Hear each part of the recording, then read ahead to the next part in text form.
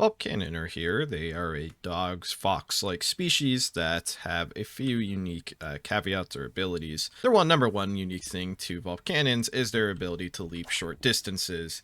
It has massive acceleration, and it has a fairly short-ish cooldown. However, if you hit any surface or jump over any type of puddle, regardless if it's slippery or not, it will stun you. So if you hunt or leap face first into a wall, you will fall straight over. You'll recover pretty quickly, but it will knock stuff out of your hand. Vulpkanins have animal organs, meaning that they can eat raw meat, and they do not do well with things like coffees and chocolates. They breathe oxygen. They are worse against heat, but more resistant to cold. And they have a interesting mechanic where they have like a harder time like thermoregulating. So like if they heat up, they'll heat up like quicker and then lose the heat slower. If as I think I understand that correctly. Either way, there's also a guidebook entry that explains these things. Other than that, they have unique audio effects. If you press Y and you go to the speaking ones, they have barking, whining, snarling, growling, and howling. So they very much fit the dog theme. Their scream is terrifying. So, yes, they are now here officially. And I guess one final small thing worth mentioning, yes, Vulps have a lot of customization options, but things that are clear in-game that all Vulps will have is that since they have like digit-grade legs and they have the snout in a weird head shape, they do have unique sprites for hard suits and stuff, so they have very clear and different silhouettes compared to the other species. Vulps also are messy drinkers and will spill a little bit of liquid while drinking, and I think that's really all the unique things that are worth mentioning in a quick time period. And segueing off unique sprites, lizards now actually have unique sprites for hard suits, so their tail will actually be covered in the proper armor. So that means that you can actually blend in a little bit easier as a lizard, like impersonating another lizard, but before, if your color was different than a lizard that you were impersonating or killed and tried to take their armor, it made it clear. They also have the unique snout sprites as well, so there has been more work done a lot in cosmetics, but actually most of this update is mostly cosmetic stuff, and we'll keep getting into that. Some jumpsuits can now be folded. To do this, you just right-click your jumpsuit and click Take Off Jacket, and this will just roll down the shirt part of the jumpsuit, so you just kind of fold it up. This lets you have your chest exposed. I feel like this is going to be a really popular option for a lot of reasons. And I'll just slap on a picture from the PR showing all the jumpsuits that can now currently be folded. Scurrets and smart corgis can now wear things like mail bags, and scurrets can also now actually put the spear on their back so they don't have to keep it in their hand at all times. And it's fitting for them. I believe they do spawn with a spear in their crate, so now you can lug it around a little bit easier. Also, the sprite on the corgi looks great, so now you can be the cargo protector, I guess, with the spear on your back, or have some mail on your back and be a delivery person. Either way, more customization is always good. There are now tennis balls that can be found in various areas, and you can put it in your mouth slot. I am positively sure people won't be weird about this and get it removed in a week. Hopefully. You can now drink out of toilets directly by alt-clicking them, and I am sure that people won't be weird about this one.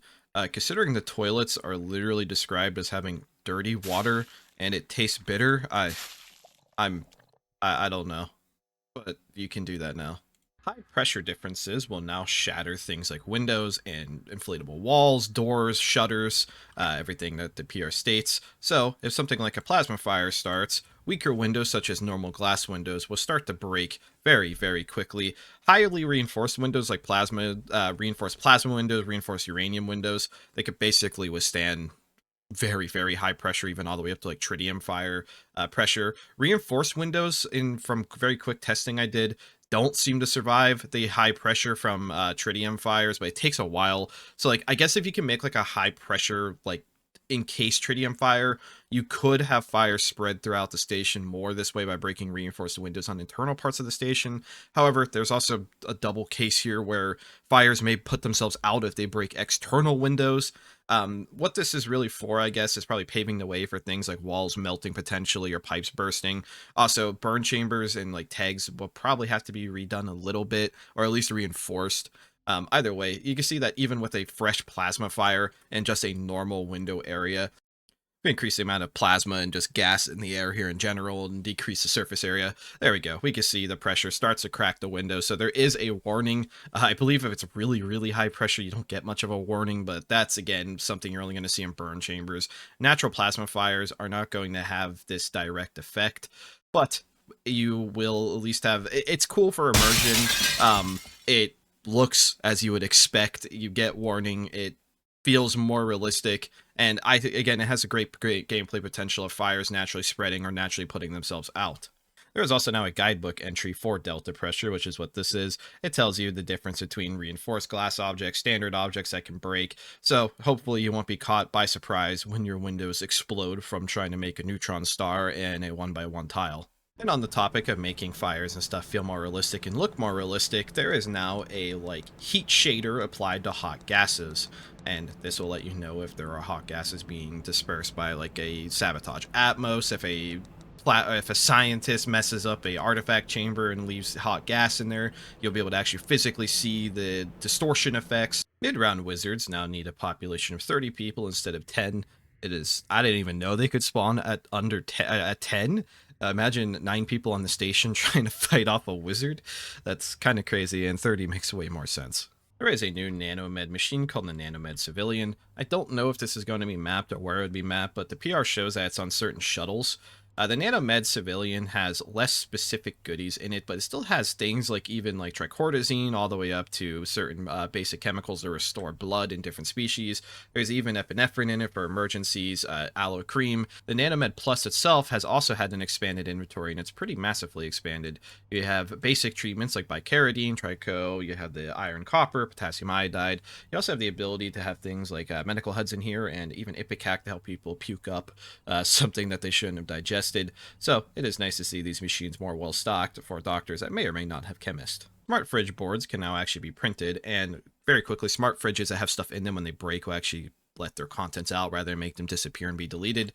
A smart fridge takes 5 glass, 2 modular machine parts, 2 beakers. Cargo techs with a lot of playtime can now select a senior Courier PDA as just a reskin. There's no difference with it. It just looks different. And now there's a senior role for cargo techs because there wasn't ever one prior when we actually had the senior system. The Quartermaster's Knuckle Dusters are now actually a proper syndicate objective, as they were supposed to be in the last update cycle. There was a very small issue preventing that objective from actually popping up. It's about the same rarity as the RD's teleporter, so somewhat common.